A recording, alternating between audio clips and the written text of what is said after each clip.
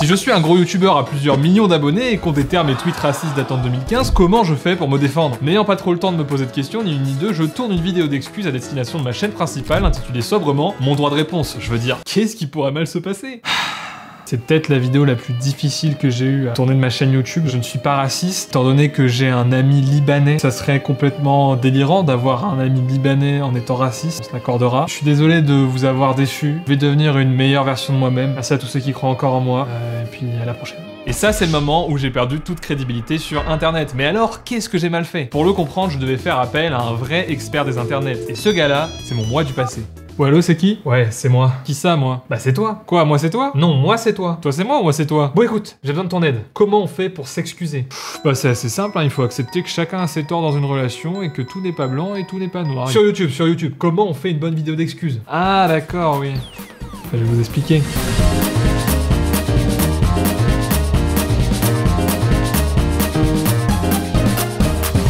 Tourner une vidéo d'excuses, c'est donc un processus qui est assez compliqué parce qu'on sait pas forcément comment faire et on sait pas forcément comment correctement aborder un scandale dont on est l'auteur. C'est pourquoi votre vol et démonteur va aujourd'hui vous exposer 4 choses à ne pas faire lorsque vous voulez vous excuser en vidéo. Et ne pensez pas que ça vous servira jamais, puisque je sais très bien que les blancs qui regardent cette chaîne ont déjà utilisé le N-word au moins une fois avant 2014, et ce de manière publique sur Facebook. Alors faites quand même attention à vous. Alors là, moi, joueur de League of Legends moyen au début des années 2010, j'aurais eu des comportements racistes.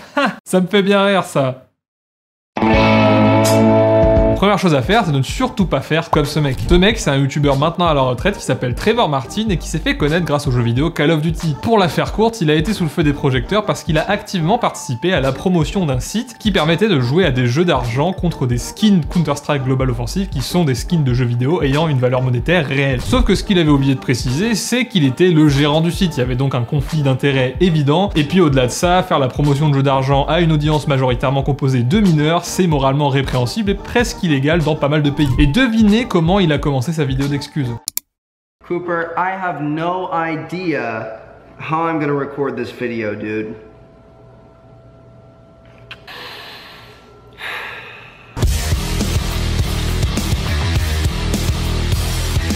On est sur une chaîne qui parle beaucoup de montage, vous le savez, donc la première leçon qu'on peut tirer de ce court extrait, c'est qu'il ne faut jamais, au grand jamais, garder des choses inutiles au montage ou des espèces de mise en scène un peu étranges. Non, parce que tous les... C'est pas possible.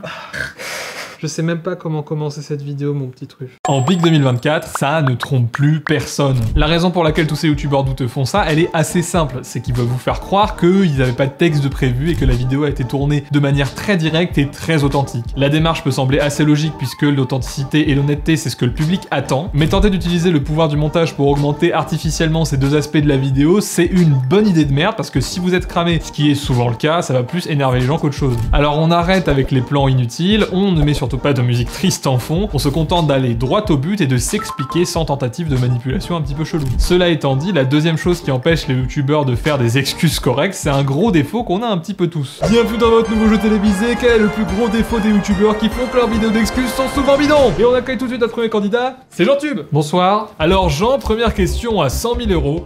Les youtubeurs douteux qui s'excusent sont généralement petit A, des millionnaires, petit B, des fraudeurs du fisc, petit C, des pédophiles, petit D, des égocentriques. Ah la vache, c'est super dur parce que là j'hésite entre la A et la B, la C aussi.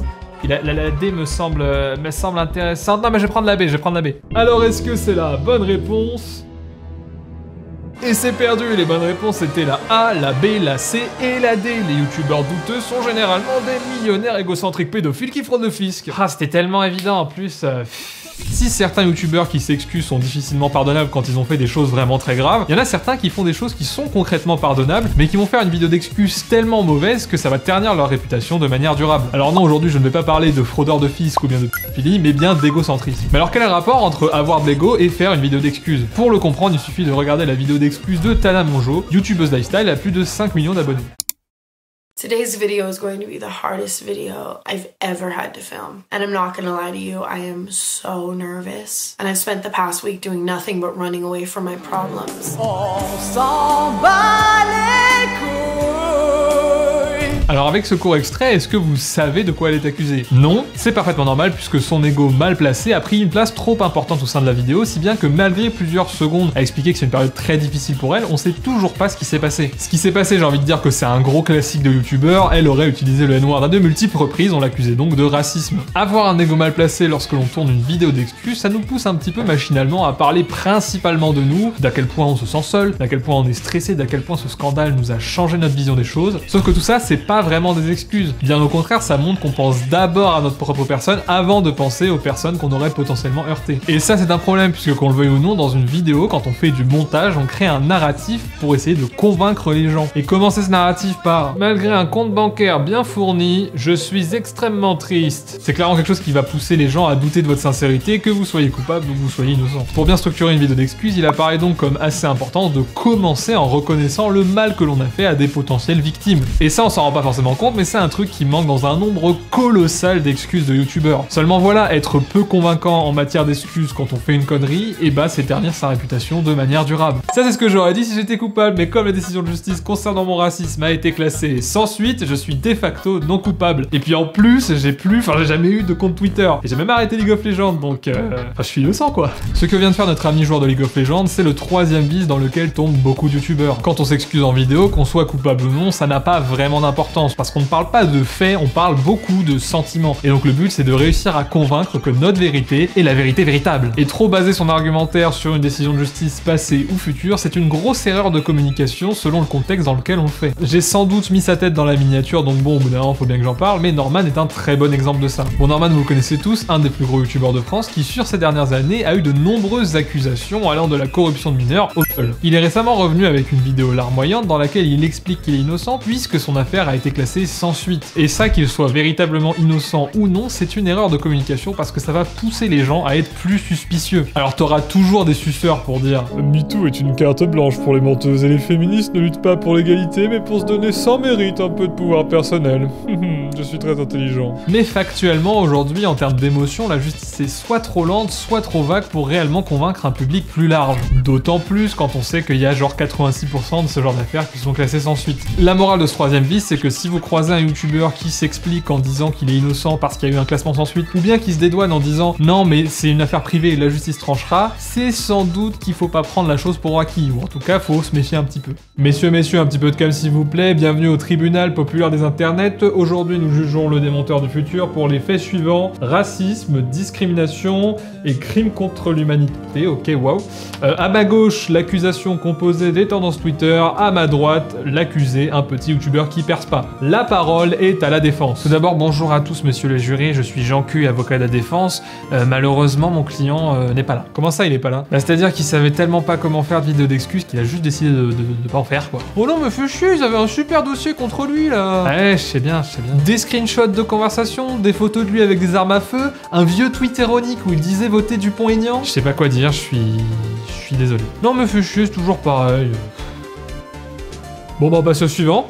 La quatrième chose qu'on peut potentiellement faire pour bien s'excuser en vidéo, c'est peut-être de ne pas faire de vidéo d'excuses, vous l'aurez compris. Comme internet va très vite, on a tendance à s'intéresser très rapidement aux derniers dramas du moment, mais on a aussi tendance à les oublier aussi vite. C'est pourquoi parfois ne rien dire, ne rien déclarer, ça va nous empêcher de déclencher ce qu'on appelle un effet stressant, dont vous avez sans doute déjà entendu parler. Plus on va se défendre, plus on va tenter de prouver qu'on est innocent, plus on risque de mettre en lumière un scandale dont peu de gens étaient au courant. Et l'un des plus gros youtubeurs qui a bien compris ça, c'est peut-être Squeezie. Bon, Squeezie, premier youtubeur français, on ne le présente plus, forcément qu'avec une telle notoriété, il a quelques affaires aux fesses. Pourtant, si vous n'êtes pas H24 sur Twitter, vous en avez sans doute jamais entendu parler, parce que lui-même ne s'exprime jamais sur le sujet. Des rumeurs concernant des conditions de tournage pas terribles pour les figurants sur ses vidéos, des authentiques arnaques NFT dont il fait la promotion sur Twitter, plein d'accusations qui ont échappé à une grosse médiatisation, parce que le bougre ne se justifie pas à chaque fois qu'on l'accuse de quelque chose. Et ça, a priori, ça fonctionne plutôt bien pour lui. Cependant, attention, ne rien dire peut parfois se retourner contre vous, on le voit très bien avec MrBeast aux USA. Le type a de très grosses accusations au cul, et il préfère faire l'autruche plutôt que de faire une vidéo explicative ou d'en parler publiquement. L'effet direct que ça a, c'est que sa réputation est en très mauvais état et son nombre de vues est en chute libre. Bon, rassurez-vous, le gars est pas du tout à la rue, mais je pense qu'on peut dire quand même que ça a eu un impact global assez important sur sa chaîne YouTube.